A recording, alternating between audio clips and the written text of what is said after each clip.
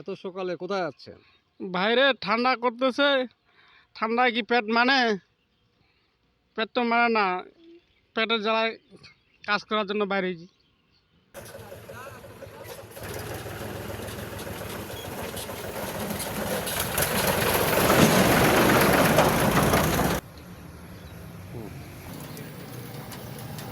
ঠান্ডা খুব।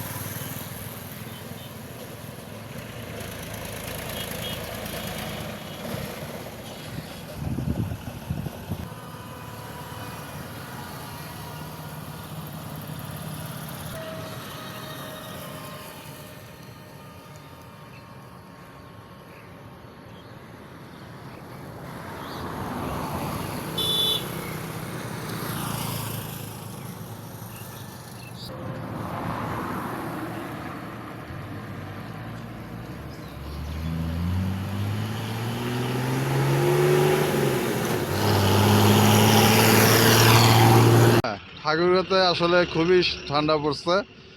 মানে সকাল 7টা পর্যন্ত কুয়াশায় বা অন্ধকারে কিছুই দেখা যায় না।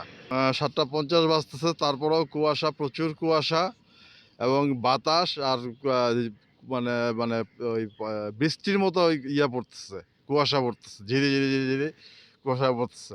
বিশেষ করে আমরা যারা বয়স্ক এবং শিশু, তাদের জন্য খুবই সমস্যা, এবং খেটে খাওয়া মানুষ যারা, তাদের জন্য খুব সমস্যা এই শীতটা। শীতকাল আসবে আর শীত পড়বে না, এটা হতেই পারে না। ঠাকুরগাঁ জেলায় শীতের প্রভাব অনেক বেশি।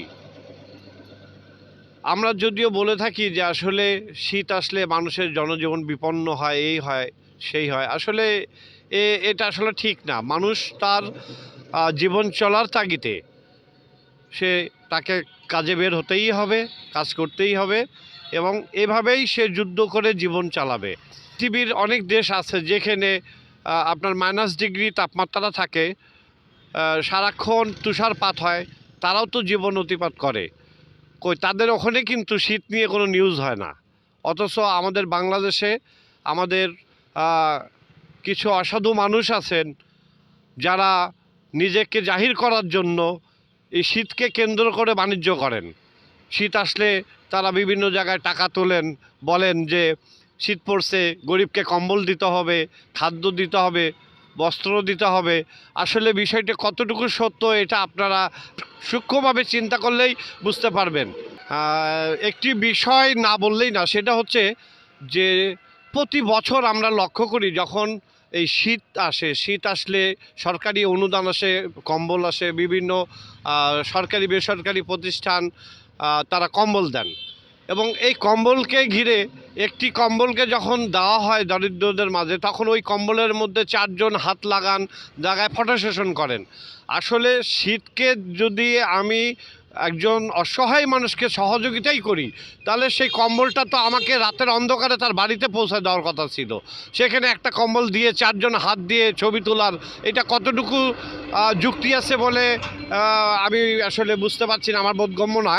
প্রশাসনের দৃষ্টি আকর্ষণ করব, প্রতি বছর দেখি যে কম্বলগুলো জেলা ভিত্তিক আসে, জেলা প্রশাসকের কার্যালয় কিংবা কোনো বড় বিজনেস প্রতিষ্ঠানের মাধ্যমে, তখন সেই কম্বলগুলো নির্দিষ্ট মানুষের কাছে ভাগ করে দেওয়া হয় যে আপনার এলাকায় আপনি 200 কম্বল দিবেন, আপনার এলাকায় আপনি 50টা দিবেন। এই কম্বলটা নিয়ে তারা আসলে কতজন দরিদ্রকে দেয় এই বিষয়টাও আপনারা চিন্তা করে দেখবেন। তার কারণ এই কম্বল নিয়েও তারা, যাদের সামর্থ্য আছে 2টা কম্বল কেনার, তার বাড়িতেও এই কম্বলটা যায়। আমার মনে হয় যদি প্রশাসনের লেভেল থেকে কিংবা আমরা সার্বিকভাবে মানুষের বাড়িতে যে খোঁজ নিয়ে দেখি যে অনেকের বাড়িতেই এই গরিবের কম্বল পাওয়া যাবে। মুক্তকলম, ঠাকুরগাঁও।